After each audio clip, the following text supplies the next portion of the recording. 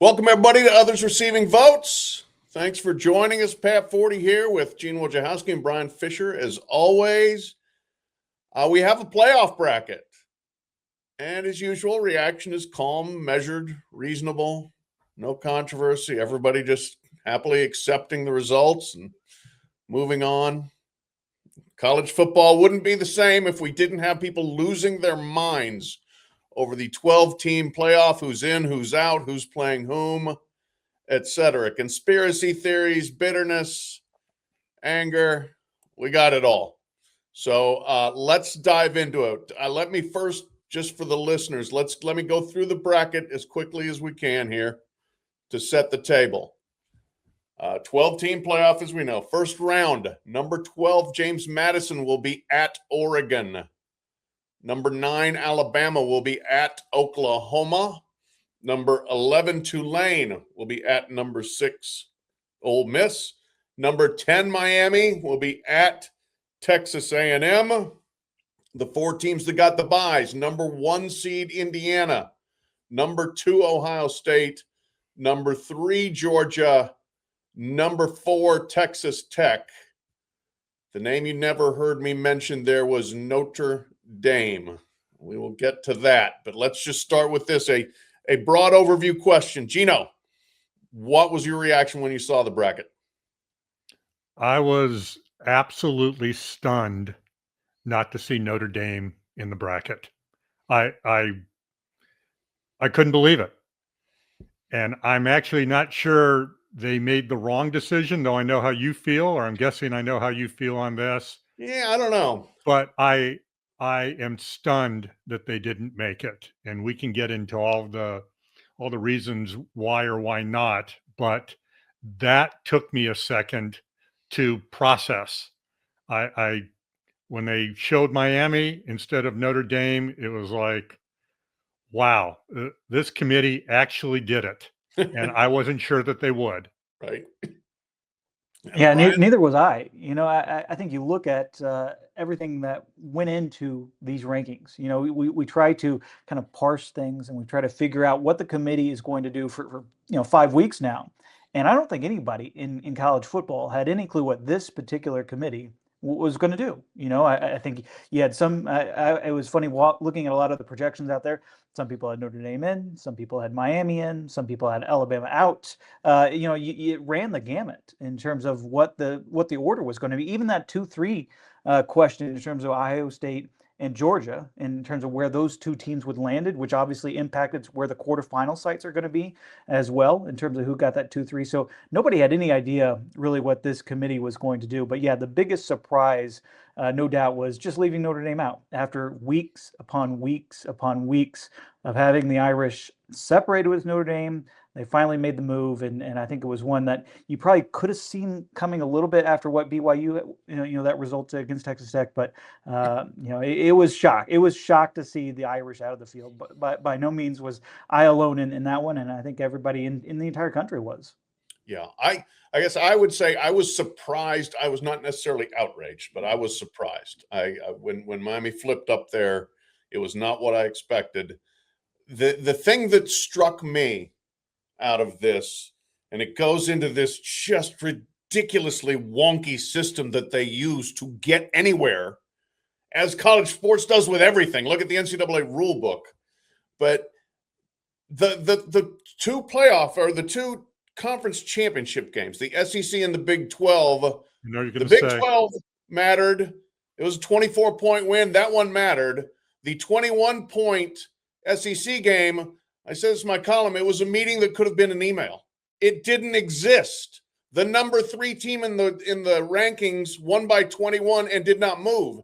The number 9 team in the rankings lost by 21 and did not move. But BYU got booted the heck out, as I think they should have.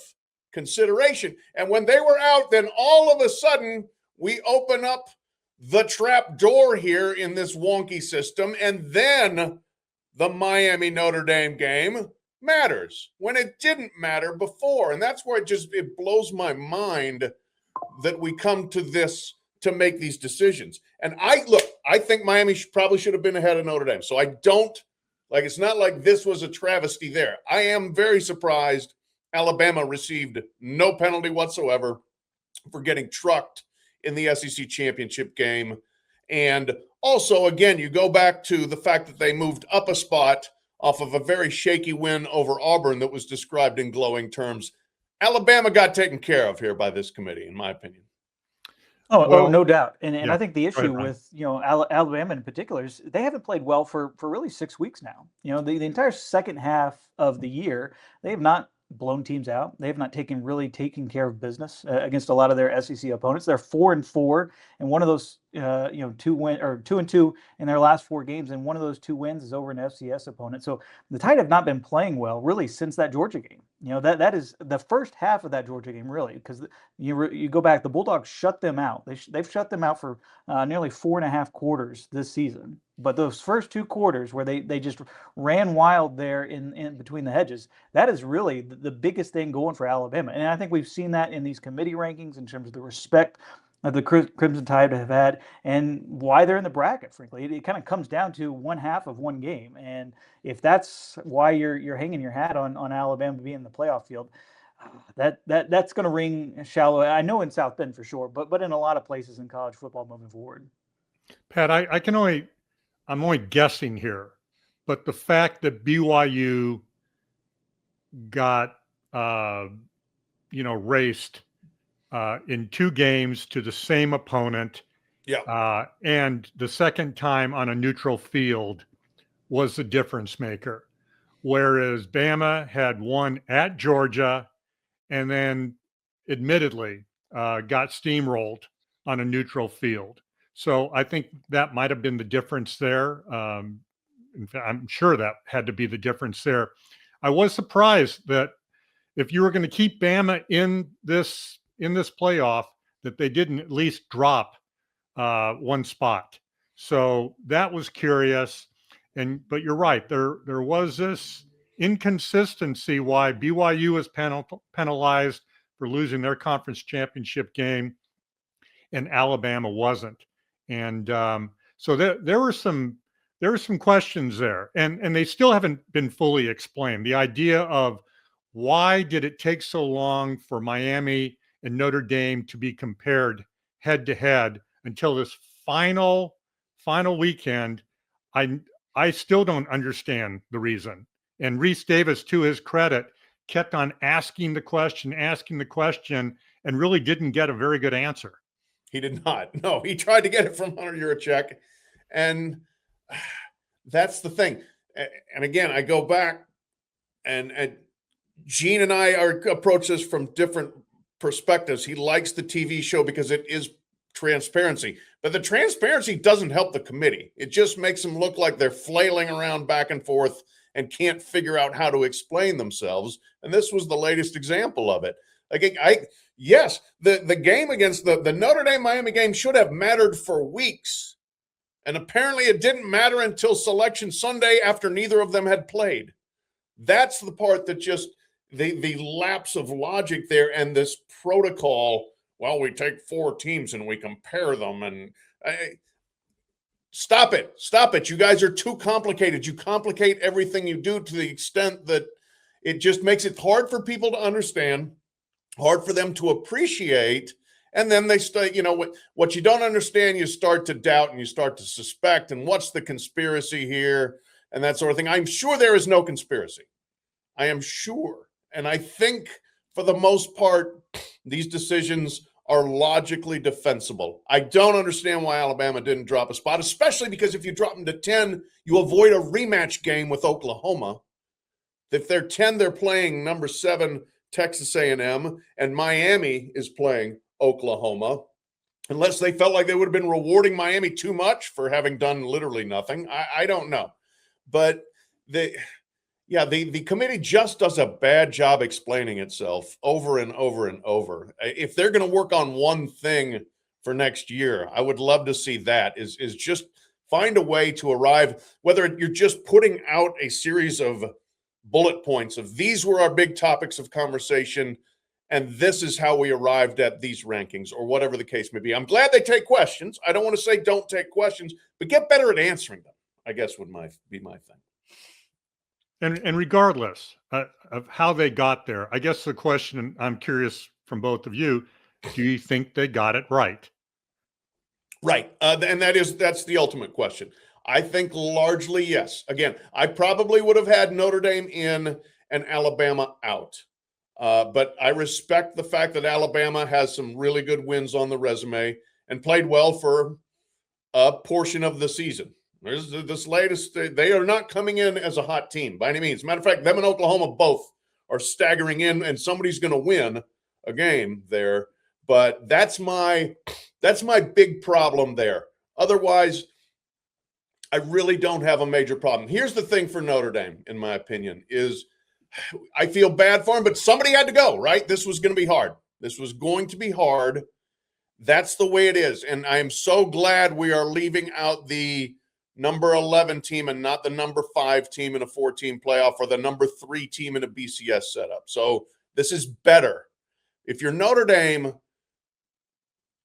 you got to figure out how to start the season better, right? Last year, they somehow got away with losing to Northern Illinois in the second game. They did that and still made the playoff and went to the championship game. It's somewhat, I guess, I don't know if it's irony or not. Somebody who's smarter literarily can correct me.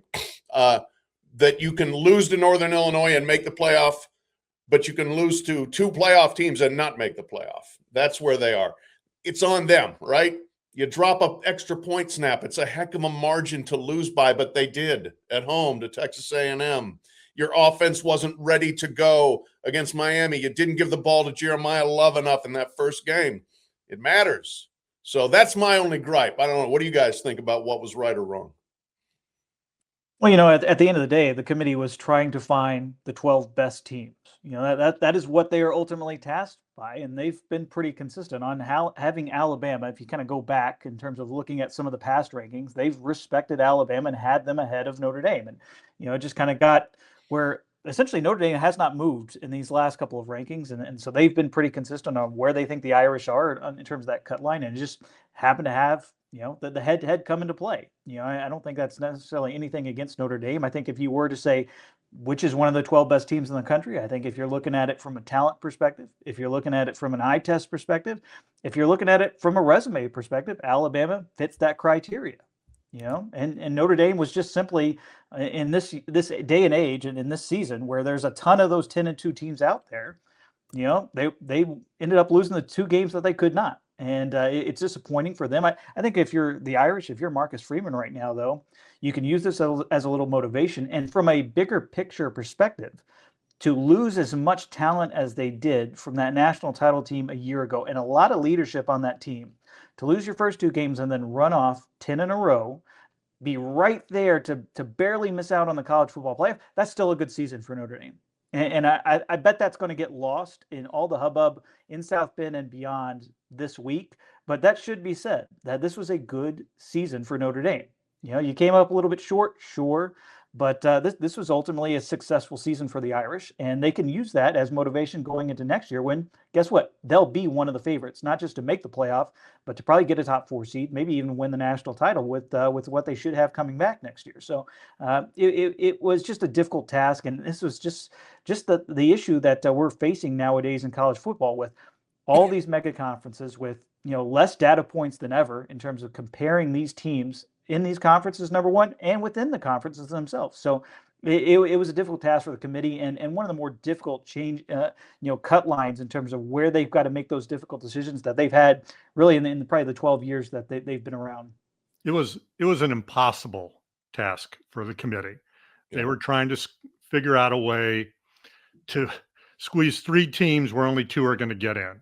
Yep. And there was not going to be an elegant way to get out of this situation.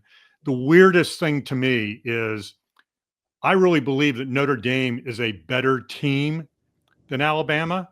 Yeah. I think they have a better chance of winning the national championship than Alabama.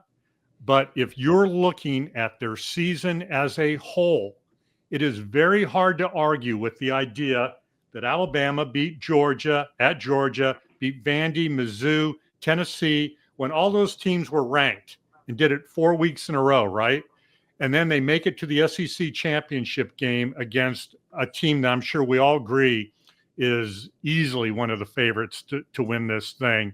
And so when you compare that with what Notre Dame did, which was lose those first 2 games and then really not have, because of their schedule, not have much of an opportunity to make a real statement other than beating those teams by as much as they could, it's a really difficult thing to kind of wrap your head around. So I truly believe that Notre Dame is one of those best teams in the country, but that Alabama, based on the protocol, probably deserved to be in it ahead of Notre Dame.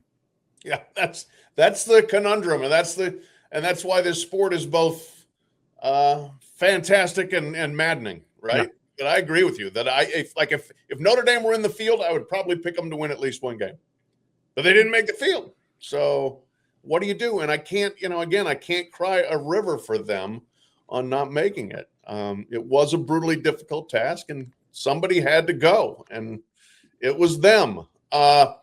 Couple conspiracy theories I want to run by you.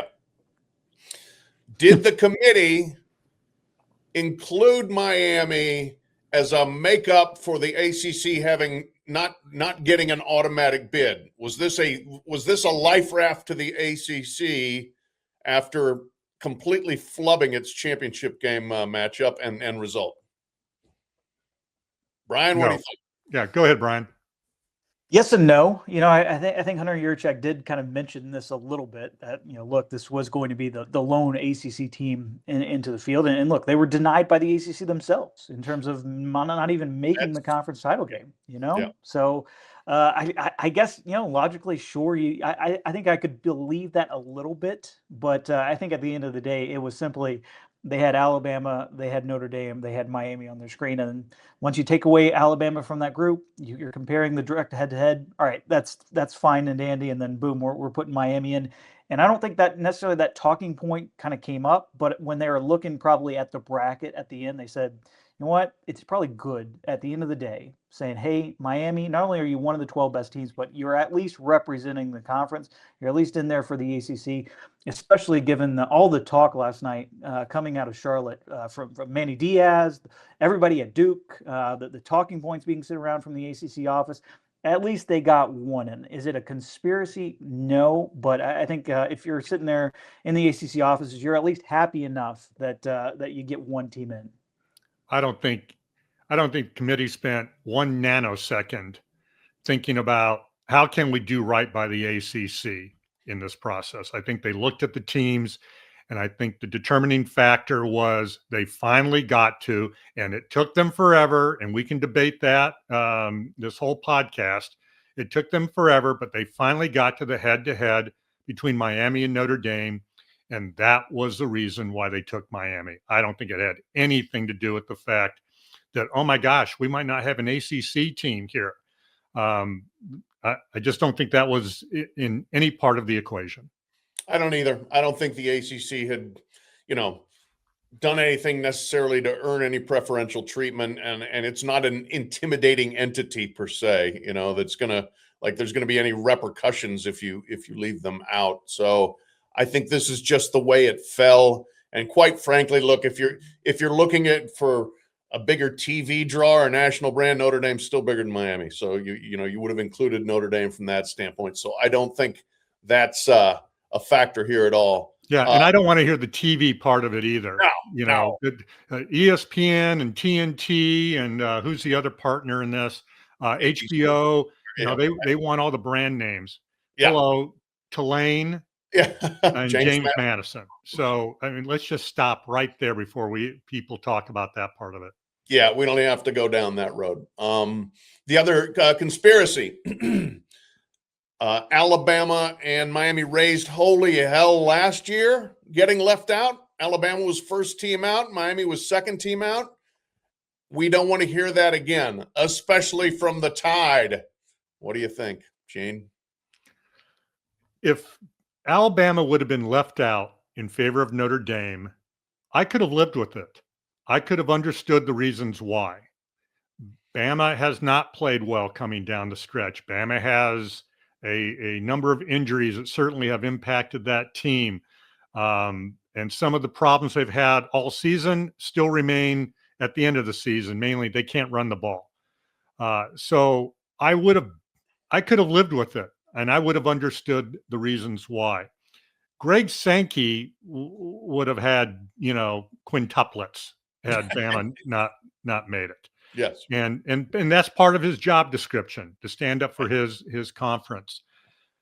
If Bama had not made it, and it turned out for a second year in a row they didn't make it, that's just tough. That's just the way it goes. But certainly, Bama put itself in a position to be doubted.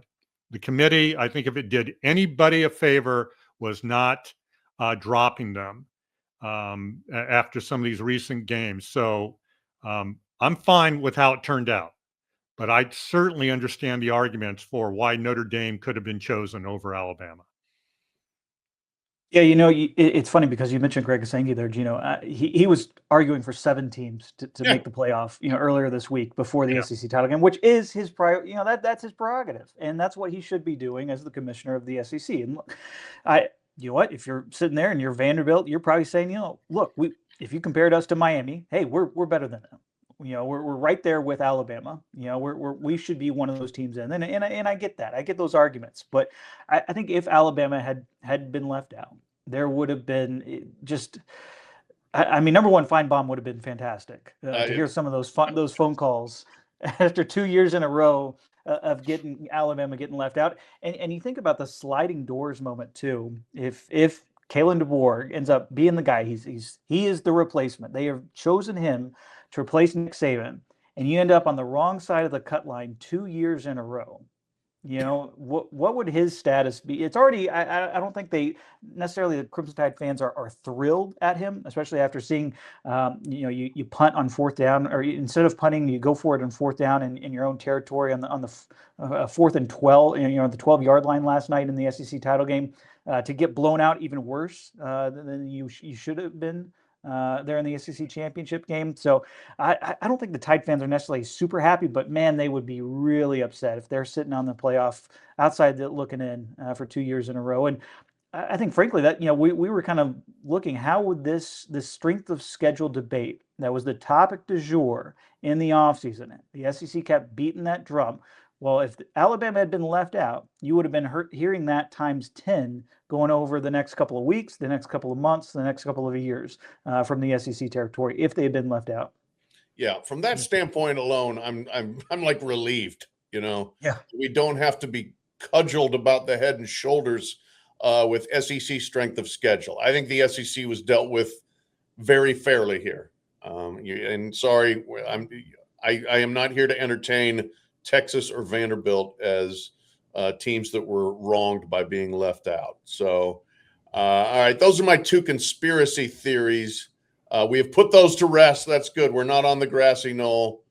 Got some other winners and losers for you to react to here. Well, I'm sorry. Can I just mention one last thing though, Pat? Yeah. If you're one of those teams that was left out, yep. Okay, we know the reality of it. We know the protocol. We know the rules. We know that the G5 conference champions get in. That's just how it's set up. But if you're Notre Dame today, if you're Vanderbilt today, if you're Texas today, if you're BYU today, and you see 20th ranked Tulane and 24th ranked James Madison in there, you have got to be going, what are we doing? How is this possible? I thought we wanted the best 12 teams in there. Nothing against Tulane or JMU, okay? Now, don't misread this. But if you're them, I could see where they're going, we're ranked here. They're ranked way down there. They're in, we're not. This makes no sense. Yeah, no, I mean, look, that point will absolutely be brought up, and that's fine. People can argue that point if they want. Yeah. I want this kind of playoff. I told you I want 9 automatic bids, man. I want more conference champions. I want more conference diversity in there, and I want less of the 4th and 5th place teams from leagues getting in. And if your league's too big, That's your problem. And that goes back to the scheduling issue here and how Miami could be left out of a championship game because you got 17 teams and you're trying to work this out and your tiebreakers stink and you don't have divisions. So, I want the conference champions in there. I want a group of 5, at least one. And as it turned out, we got 2. I'm fine with that. Now, here's what's going to happen. This is, you can predict this like the sun coming up tomorrow. Is JMU's going to get waxed in Eugene, and Tulane has already been waxed once by Mississippi and will probably be waxed again. And their system's terrible. Notre Dame would have given us a better game. Blah, blah, blah, blah, blah. Probably true. But one of these days, one of those teams is going to win a game. Just the way Wichita State went to a Final Four and VCU went to a Final Four and Butler went to a championship game. And people are going to say, that is awesome. That's what we want. We want those teams to have a chance. So I hear the arguments. I am not in favor of the arguments. All right. I got a couple things for you guys here. And along those lines, this actually feeds into it. I think among the biggest winner in all of this is the sport as a whole, teams other than the Blue Bloods. Because Indiana's number 1 in the nation and in the playoff, which is ridiculous. And half the field has never been in the playoff before. Half of the field. Mississippi, Texas Tech, Texas A&M, Miami, and then JMU and Tulane.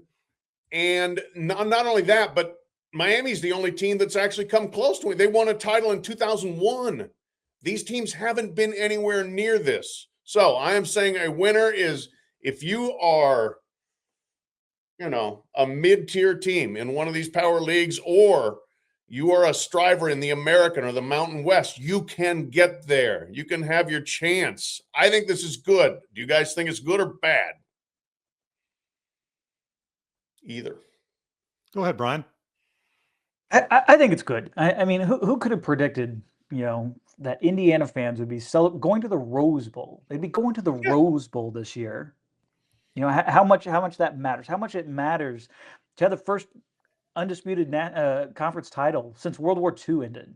That is a big deal for Indiana. It's a big deal that Duke won their first, outright title since the 60s, and the first one of any kind since 1989. So, this was a great season, and it's great to see a lot of these teams represented. I mean, Texas Tech, they might be the poster boy for this entire movement that you're talking about, Pat, in terms of they've taken advantage of the system, and they have improved their standing, not only in college football in general, in the sport and getting one of those top 4 seats, but they have spent to broaden their brand. I mean, this is going to do wonders. We've all seen the Nick Saban effects, the Flutie effects, whatever you might want to call it, in terms of enrollment, getting students actually turned on to your college.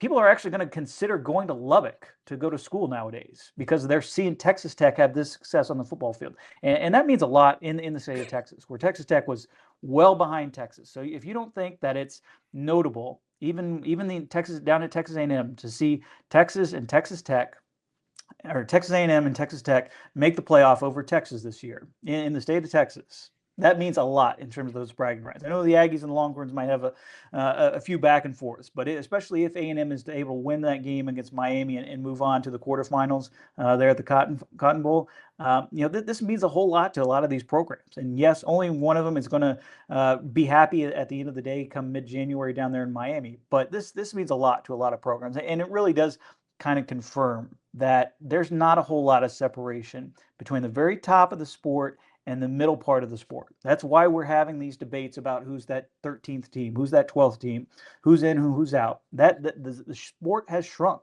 and that's a good thing for everybody. That's a good thing because you have hope. It's what the NFL has sold for a long time. They've been selling hope about next year. All right, well, nowadays, in this area in college football, a lot of teams can sell a lot of hope moving forward in 2026. The winners are people who want an expanded playoff. I'm sure we're going to get that now. Yeah. 16, let's hope it's not the 20 plus that Tony Petitti of the Big Ten wants. Please no. But we're going to get an expanded playoff. But here's the thing that people need to realize. You go to 16, There's going to be a debate about the team that was number 17 that got left out. If you go Sure. to 24, there's always going to be a debate about number 25. That is never going to change. Today, we're talking about Notre Dame. Next year or whenever they decide, when do they have till they pushed it back to after the national championship, correct, to make a decision on this? Yeah. So whenever they decide, let's say they go to 16, we're going to always have this situation. Another winner are going to be the people who just love bitching about the selection committee. I would not have wanted to be on that committee. I would not have wanted to be in that room this weekend. It was an impossible task. But I will defend the committee because I do think they tried to do the right thing. And yes, once again, we will have tweaks to the protocol. The committee does not come up with the protocol. The committee does not come up with the rules. They followed what they were given to them by the Management Council, Notre Dame, the university presidents, the ADs. They did what they were instructed to do. Is it clumsy? Is it ugly to watch how the sausage is made? Yes. But I still will defend having a committee over a computer system or whatever other alternative you want to throw. Something Kirk Herbstreit said, I'd really be interested to hear what you guys had to say about it. I don't know if you heard him, but he said, if we go to 16, let's just rank 1 through 16. However it turns out, if there are 6 teams from the Big Ten that are in there and only 2 from the SEC and no G5 teams, I'm good with that. I want the best 16 teams. Just rank them, and that's how we do it. Do you think there's any validity to that idea? Oh, I think there will be a wave of support for that. I think one thing that's going to come out of having both Tulane and James Madison in this, especially if they both get bum rushed, is a push to eliminate the group of 5 or even further lessen their chances of getting in. I disagree with Kirk there. If you're going to expand the playoff, that's all the more reason to have at least one spot for the group of 5 teams who can't schedule those games and you sure as heck aren't going to go play them there. You know, you may be able to get Northwestern to come to New Orleans. You're not going to get Indiana to go there. You're not going to get Michigan. You're not going to get Ohio State or Penn State to go play you there. USC or Oregon. No, sir. So if you do, I think we are going to expand to 16, but that's all the more reason, in my opinion, to have at least one guaranteed spot for somebody outside the power conference group. Well, yeah, and isn't this the great response if you're Greg Sankey or you're one of those other commissioners in the room to Tony Petitti's idea to have 4 automatic bids from all these conferences? Do you want SMU to be in the playoff at this point after all the discussion that we've had over them? You know, Houston would be making the playoff if that were the case. Do you want more of those automatic qualifiers when this is the end result right now with James Madison getting in? So like they have a kind of built-in thing if they do want to go to 16, and a lot of those leagues, you know, the Big 12 has been very public in terms of going, hey, we want 16 with the 5 automatic qualifiers, the 11 at largest. Let's expand it just a little bit, make that cut line a little bit less of a debate, and we can go there to 16. And this would be this year kind of shaped up certainly for those arguments to come into play right now, to where you can say, look, if you want to go down the road with automatic qualifiers, look where it gets you. It gets you 2 of these, you know, James Madison and Tulane getting in. It's one thing to have one of those bids. It's another thing to where the ACC gets left out. And maybe that's just a quirk of this season, which, let's face it, it probably is when Duke even makes the ACC championship game. But it does kind of underscore that there are some downsides if you're going to push for those automatic qualifiers. And maybe, just maybe, Tony Petitti will actually start listening to some of his peers when they bring that up. I'll believe it when I see and hear it. Yeah. One other thing, I'm going to get you guys' thoughts just on a couple of the matchups here. But first of all, winners and losers, I got to put Texas on the list of losers. Started the season number 1, watching their 2 biggest rivals go to the playoff that they're not in Texas A&M and in Oklahoma. And little brother forever, Texas Tech, is in. But to give this to the state of Texas, 5 different schools have now made the playoff in the last 4 playoffs. You got SMU and Texas last year, Texas A&M, Texas Tech this year, and TCU, which made the championship game. Yeah. They love their football down there. It's Bryan's home state, and they are representing when it comes to making the playoffs. So I like that. Okay. First round games, guys. Gene, I'll ask you first. Which game most interests you? Well, first of all, we have 2 rematches, right? Yeah. And if Notre Dame had made it, we would have had a third, right? Yeah. They would have played A&M. So JMU at Oregon, I mean, that's going to be such a tough game for JMU. Bama, OU rematch, Tulane, Ole Miss. I guess the Miami at Texas A&M is probably the most intriguing to me, because now Miami, you want it in, you're in. Welcome to Aggie land. Have fun there. Let's see what you do. If Miami wins that game, they shut up every critic who said they didn't belong in there, that Notre Dame did. So I think that's a really intriguing game. And to a lesser extent, Bama OU could be really interesting too. What's Bama going to look like? And I mentioned these injuries earlier in the podcast. Where are they going to be with those guys? So questions about OU, questions about Bama. But if I have to choose one first round, Miami at A&M is really an intriguing game to me. Yeah, I'm right there with you. I mean, just the matchup itself, if you look on the field with those two teams, the offensive and defensive lines going at it, you got Carson Beck, playing Marcel Reed, and whoever quarterback, steps up or has some couple of turnovers. I'm sure the narrative will go into overdrive over whoever does that. But I mean, there's skill position talent all over the board with those two teams. That's going to be a heavy hitter up front in the trenches, and then whoever makes the biggest play in the game. And they have Mario Craver, Casey Concepcion for the Aggies. You got Baby Jesus over there for Miami, this could be his kind of really national coming out party for the Hurricanes there. So there's an interesting coaching matchup between, especially with Mario Cristobal sneaking in and all the politicking that he did. He's going to be fired up to win that one. It's going to be an electric atmosphere, even though it's going to be the 11 a.m. kick there on Saturday in the first round. I would imagine the 100,000, they are going to be fired up there in College Station. I think that's definitely the best game of them all and the best matchup. But, Jano, to your point, it is intriguing to see what we're going to get out of Oklahoma, especially offensively, and Alabama. Now, Pat, you got their talking points as well for the Crimson Tide. One of the big sections that they had there that they sent along to the committee was, hey, we're going to get healthy. We're going to get a lot more guys back. Hopefully they're going to get Jam Miller in particular in the run game. That was a big issue that they had kind of in that first matchup. So I think it's going to be a pretty intriguing game, especially because you can definitely see them matching up well with that Oklahoma defense in particular, going out to the Rose Bowl, playing Indiana. We saw what Ohio State was able to do with their front seven and to confuse Fernando Mendoza a little bit, shut down that run game a little bit more. So I think both games are the clear top tier, and then you can get to the other games involving the group of 5 after that.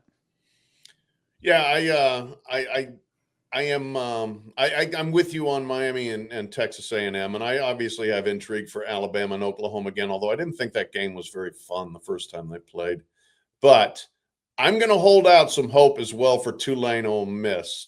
I want to see where Ole Miss's head is without Lane Kiffin and some other coaches. And Tulane's in transition too. John Sumrall's leaving, but he's coaching the game. That was not a close game the first time around. I expect it to be significantly closer this time. I'm 35 points, right? I think so. Yeah. But I think that I anticipate that being a closer matchup this time around. Yeah, 45-10 the first time. Yuck. Yeah, and can you imagine? I'm not saying, I have no idea. I haven't really looked at it yet, but let's say Bama beat Oklahoma. A Bama-Indiana game. Yeah, well, that's my next question, guys. Yeah. Which quarterfinal? Give me your ideal quarterfinal matchup. What is it and where?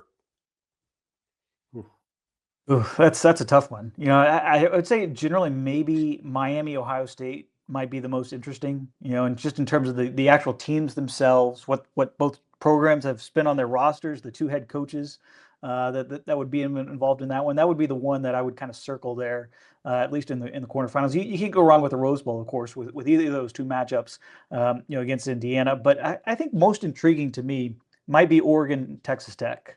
You got two very good offenses, two defenses that are, I think if you haven't seen them up close in person, or you haven't seen them a lot this season, you're going to say, wow, these are two really good defenses, a lot of talent on the board in that one. Like, that could be one of those classic games that we end up seeing that comes down to the wire. Just both teams trading blows here and there. Like, I could see that being the best quarterfinal. Oregon and Texas Tech, which frankly the 4-5 game should end up being, no matter where it's played. What do you think, Pat? I like that game a lot for sure, but I'm fascinated by the possibility of just first of all, Indiana in the Rose Bowl against an SEC team, and especially if it's Alabama, because you are talking the bluest of blue bloods and the least blue-blooded team ever. And so I want to see that. And Cignetti did time it. I think, the more I watch him, the more he the years with Saban, I think, influenced him and how he acts and reacts to things. It was so fascinating in Lucas Oil Stadium Saturday night, his complete lack of reaction when they won.